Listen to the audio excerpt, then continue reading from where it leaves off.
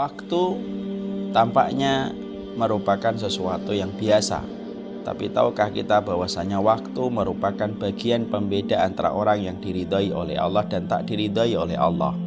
Orang yang diridhai oleh Allah selalu disibukkan waktunya di dalam ketaatan dan ibadah semenjak bangun tidur sampai dia menutup mata pada malam harinya.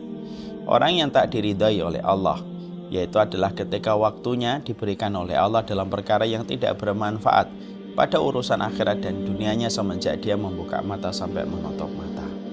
Inilah yang menjadikan kita memahami sesungguhnya waktu merupakan bagian penting dalam kehidupan orang yang beriman. Makanya Allah berfirman, berlomba-lombalah dalam kebaikan. Bukankah makna berlomba-lomba adalah orang yang mampu untuk memaksimalkan waktu?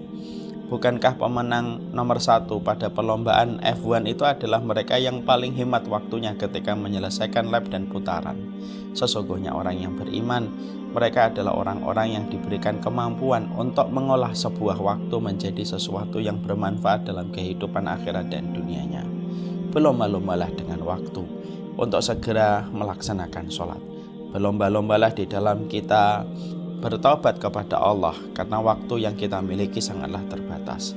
Berlomba-lombalah kepada Allah supaya kita senantiasa segera meminta maaf, karena bisa jadi ketika kita selalu melambatkan meminta maaf maka akan menjadi pengadilan panjang dalam kehidupan akhirat kita.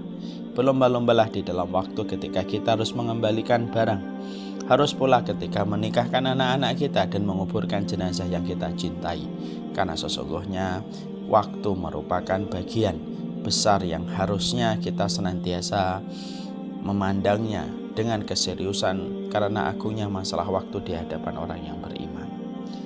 Di sini pula sesungguhnya seorang mukmin dibebankan oleh Allah untuk senantiasa berbuat adil, karena sesungguhnya spirit dalam agama ini adalah menegakkan keadilan.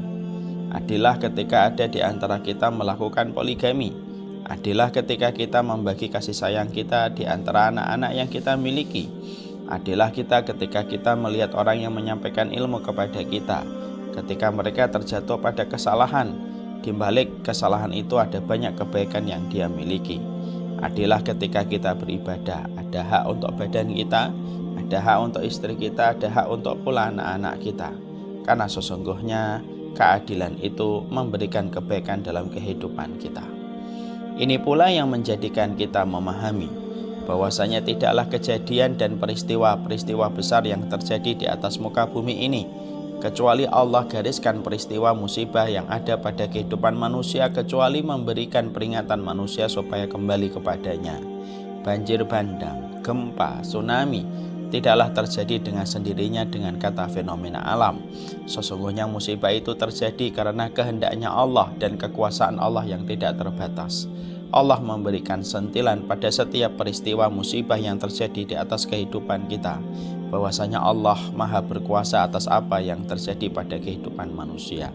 Semoga kita tidak sekuler ketika kita melihat kejadian dan musibah alam tanpa kita kaitkan peristiwa itu kepada Allah.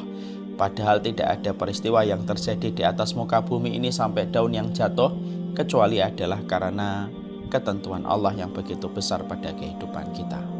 Orang yang cerdas adalah orang yang pandai untuk mengambil satu isyarat di balik satu peristiwa, dan musibah alam ketika terjadi pada kehidupan kita merupakan peringatan supaya kita kembali kepadanya.